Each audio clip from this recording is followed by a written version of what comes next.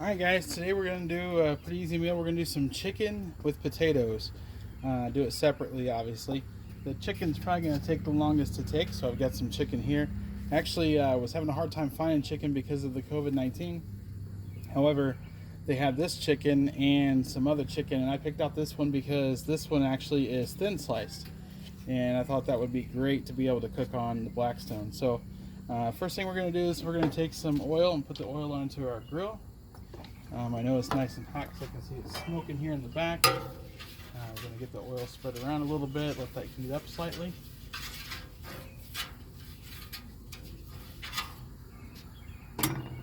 And now we'll go ahead and get the chicken on. Whenever you're putting chicken on, you want to put the present side first down.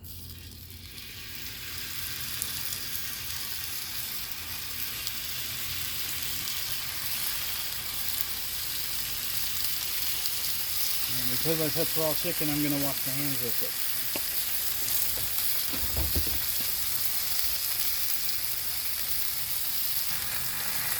Alright, so hands are washed. Chicken is going nicely. We've got some oil over here already.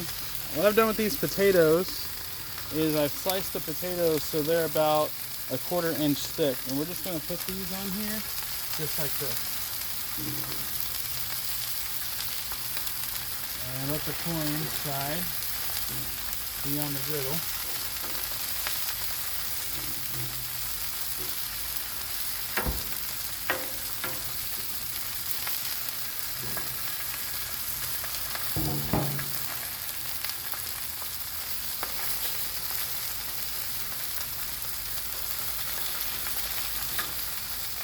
And try to get as much surface touching as possible. Once they're on there, they're going to stick pretty good. So you've got to wait for them to cook on that side, and we'll flip them over here in a little bit. I like to put a little bit of oil over them, just to help them fry. And we'll add some garlic salt to it once we get the first side cooked.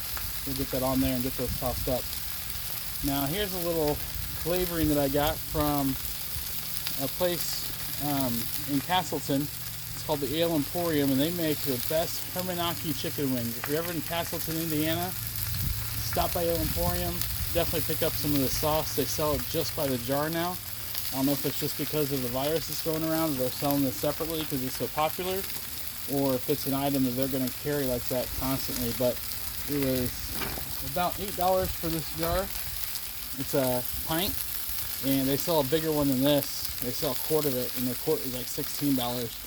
But I went ahead and picked some of this up, and so once we get our chicken about done, I'm going to add some of that to my chicken. It's got a little bit of a kick to it. My wife's not a big spicy fan, but we'll get this going. Now if you look at our chicken, you can start to see the white is starting to rim up around the top. That's a good sign. That's going to tell me that this is just about ready to flip over.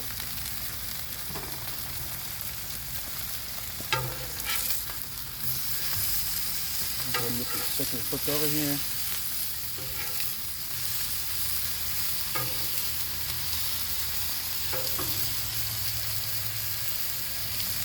Yeah, that's doing pretty good so far.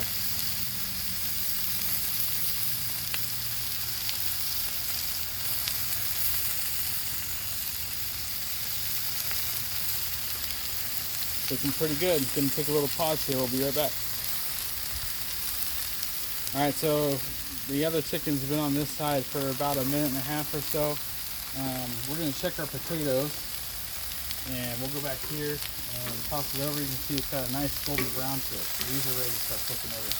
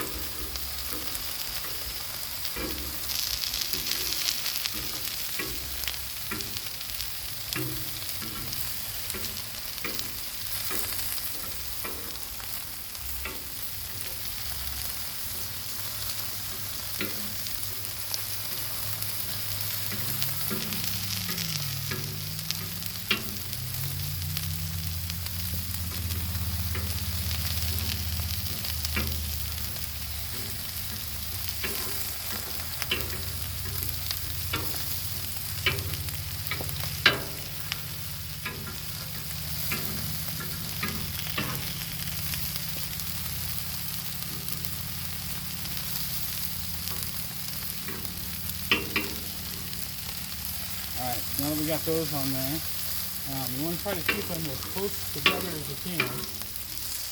They're round, so it's going to be a little bit hard to do that. But by keeping them close, when you put some oil onto them again, it's going to help them to get most of the oil onto them and work in between so it doesn't just drain out.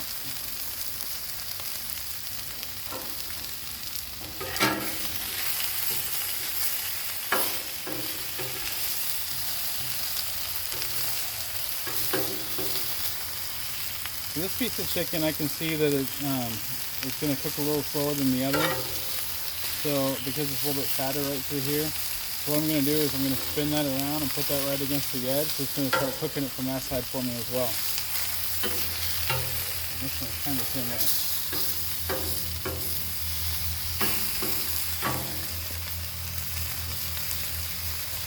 Alright, we're going to add a little bit of garlic salt now to these.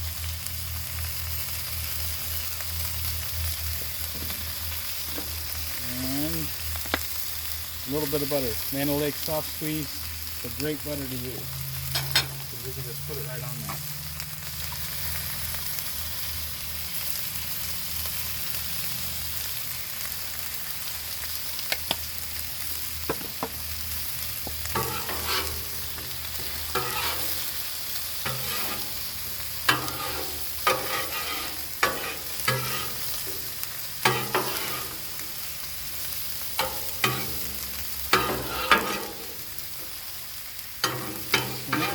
Got to let these stay hot, and they're going to bake a little bit over on the edge. I've turned down the temperature to low, so we're going to let those just cook a little bit over there for a little bit.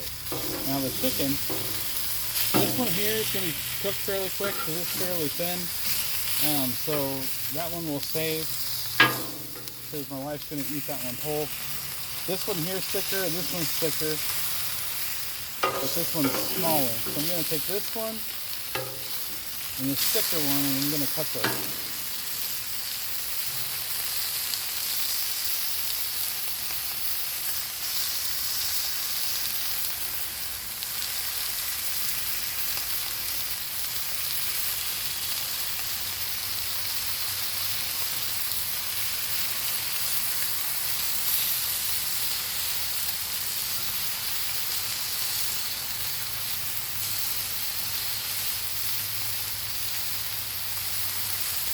Some people are scared to cut in their Blackstone.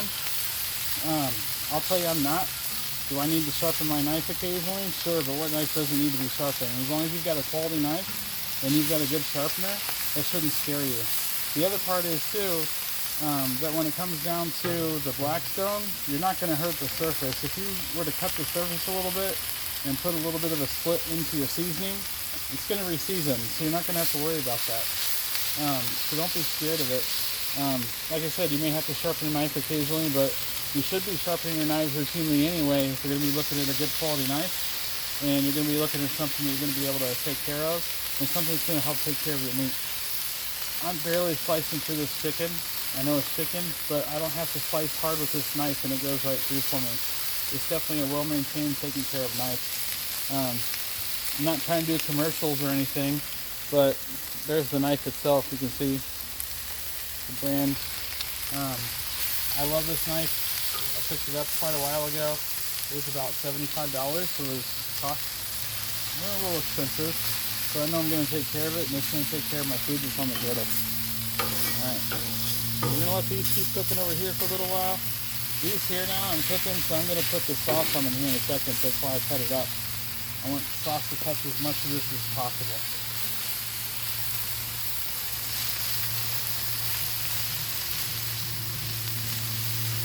A lot of people will put sauce on way too early, and then it's just going to burn your griddle. That's not your plan. What I like to do, secret ingredient, take a little butter. I'm going to put a little butter on there. And that's going to grease it up just a little bit for it.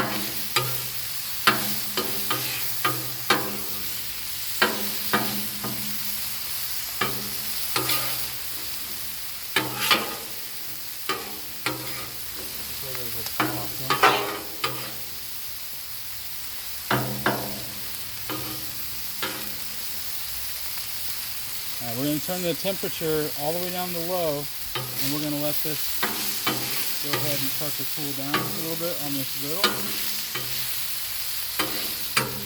In fact, because I've been working on low over here already, I know it's starting to cool off. I'm going to move it over here to let that work over here. Now this chicken over here, I'm still going to let it cook for a little while, because it needs to cook to this fat part over here.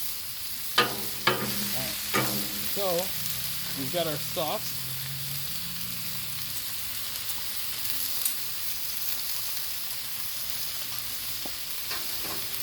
A little bit's going to go a long way when you do a sauce on a griddle. So just a little bit on to start. That's all that is, like a tablespoon. And now we're going to mix that in. Once you start to mix the sauce under the griddle, it's going to start to immediately try to stay tacky and stick on the griddle. So you got to be quick about it, move it around.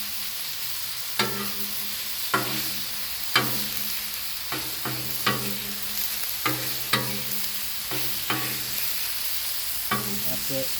That's pretty much done. It's ready to go.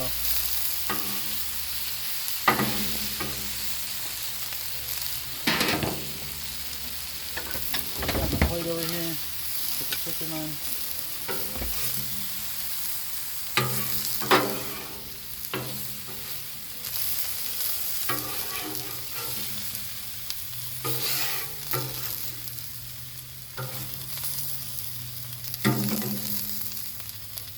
Take some potatoes.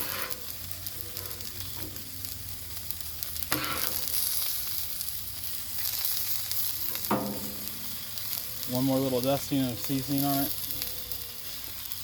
And there we go. There's our dinner for tonight. I'll get my wife's plated up here in a minute, and we're good to go, guys. All right, we'll catch you later.